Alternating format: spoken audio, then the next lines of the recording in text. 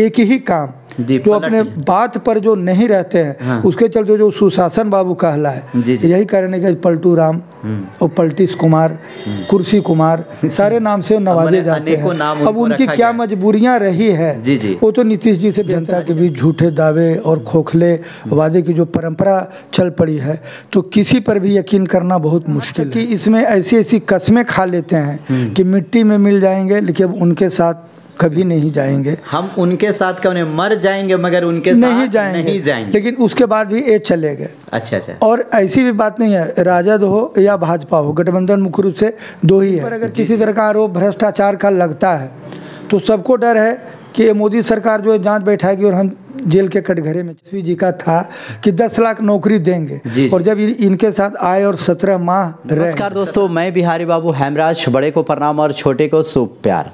दोस्तों आजकल देख रहे हैं कि बिहार में सरकार को लेकर क्या उथल से पुथल हुआ है, तो चलिए हम इसी पर आज बात करेंगे, नीतीश कुमार जी पर और तेजस्वी जी पर। और अभी हम सर के पास आए हैं जो यादव समाज से ही हैं, तो चलिए सबसे पहले आप अपना परिचय देंगे सर। मैं अजीत कुमार, सेवानिवृत्त प्रधानाध्यापक हूँ और ग्राम अतरौली, प्रखंड ओबरा, जिला औरंगाबाद का मूल रूप से निवासी हूँ। ऐसे मैं बिहार राज्य बीपीएससी प्राथमिक शिक्षक संघ का प्रदेश अध्यक्ष भी हूँ और वर्तमान में ओबरा पेंशनर समाज के द्वारा मुझे अध्यक्ष बनाया गया है।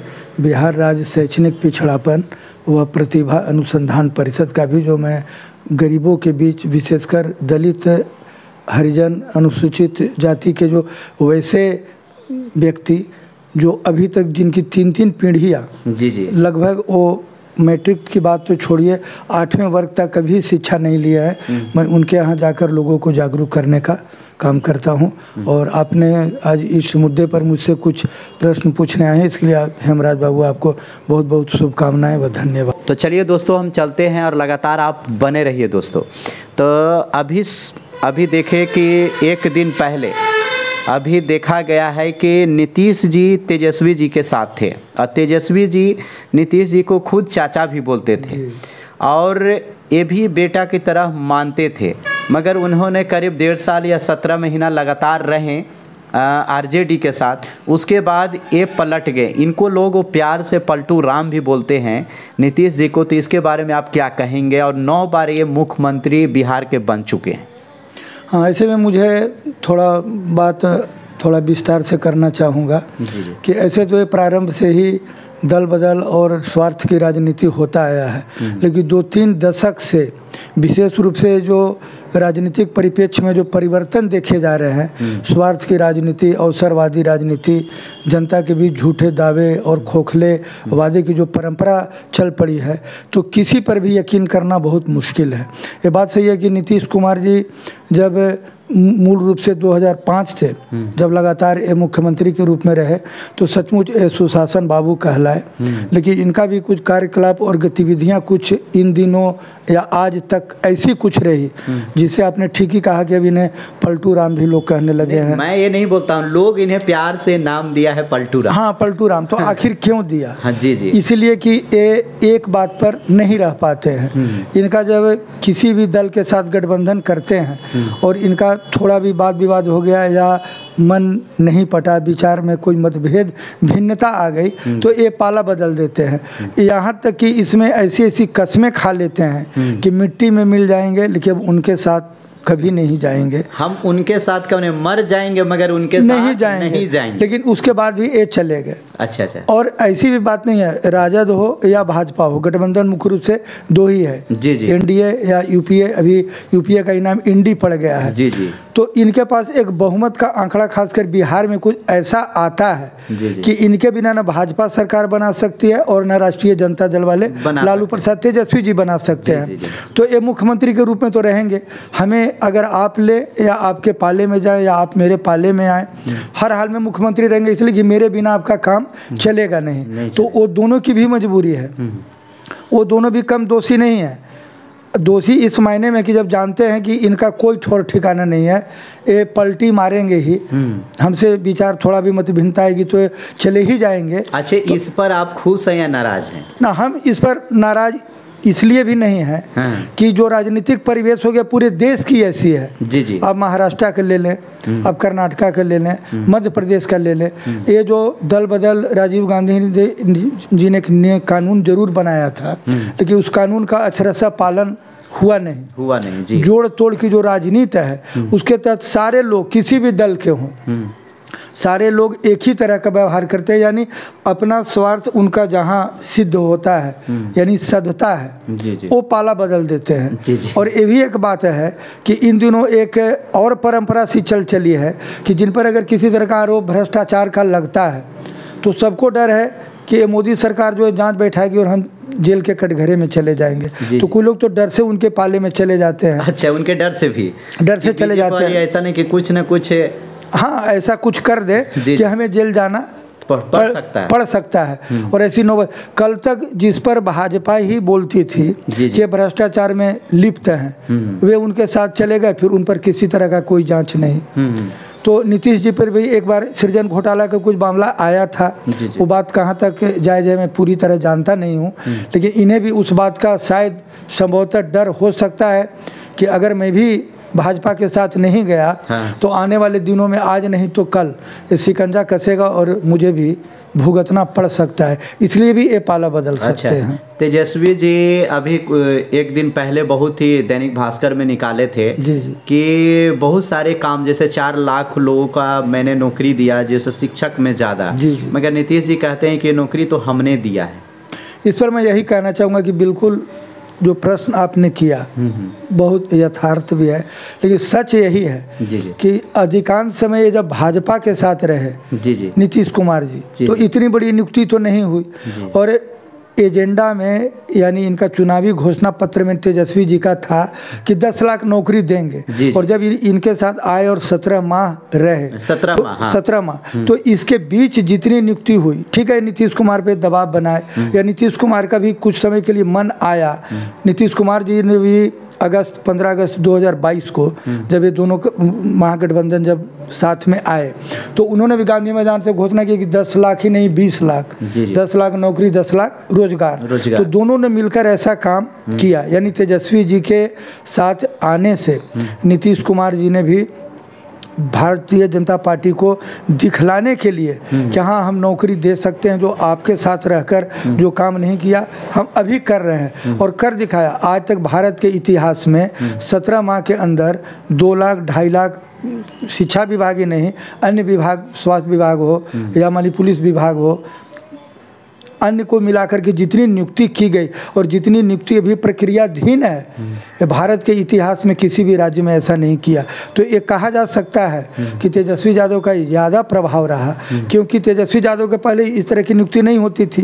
जब ये नीतीश कुमार जी के साथ तो चाचा भतीजा दोनों मिलकर कुछ अपना प्लान बनाए होंगे कि अगर जनता के बीच हम लोग को जाना है और कुछ बेहतर करना है तो कहीं ना कहीं नियुक्ति का जो वादा हम लोग किए हैं, जो घोषणा किए हैं, वो तो पूरा करना होगा।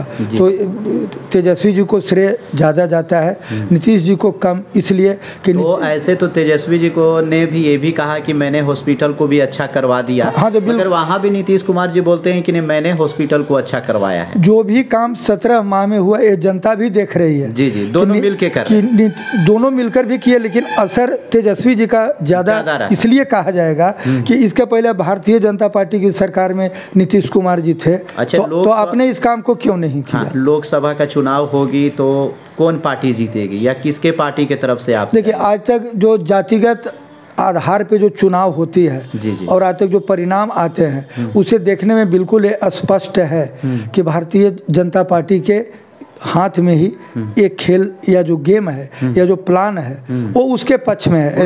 ऐसे मतदाता निर्णायक होती है, जनता का मूड का कोई कहा नहीं जा सकता है। हाँ, कहने जैसे कोई पैमाना, कोई मापदंड नहीं है। लेकिन अभी जातिगत जो समीकरण है, जैसे चिराग पासवान जी एनडीए के साथ चले गए तो पूरी धारणा बनती है कि वो 4% पासवान जी का वोट चला जाएगा।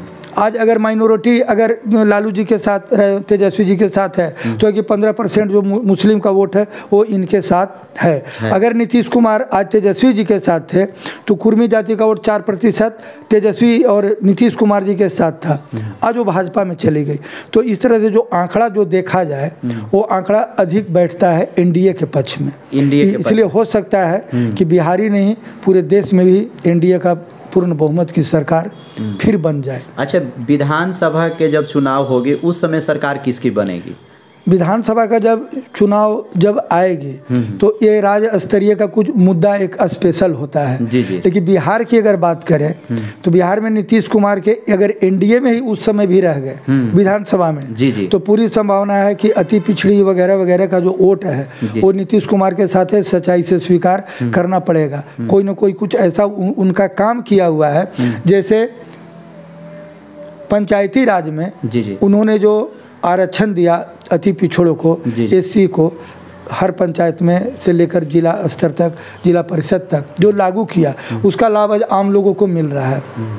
अन्यथा कई ऐसे पंचायतें हैं जहां कभी भी अनुसूचित जाति या अति पिछड़ी के लोग मुखिया सरपंच नहीं बनते। ये नीतीश कुमार का देन है और नीतीश कुमार की कई योजनाएं धरातल पर उतरी हैं। शिक्षा के क्षेत्र में भी साइकिल योजना हो, पोशाक योजना हो, छात्रवृत्ति योजना हो, परिभ्रमण योजना हो, तो उनका काम धरातल पर रहा है, काम बहुत बेहतर किए हैं। लेकिन एक ही काम जो अपने बात पर जो नहीं रहते हैं उसके चलते जो सुशासन बाबू कहला है, यही कारण है कि पलटू राम और पलटीस कुमार, कुर्सी कुमार सारे नाम से नवाजे जाते हैं। अब उनकी क्या मजबूरियां रही है वो तो नीतीश जी से बेहतर कोई नहीं जानता है। अच्छा, ये बताइए, आप एज ए शिक्षक भी हैं, अच्छा इस पर बच्चों को क्या प्रभाव पड़ सकता है कि जो बार बार सत्ता को लेकर पलट जाना, मुझे कुर्सी चाहिए तो चाहिए?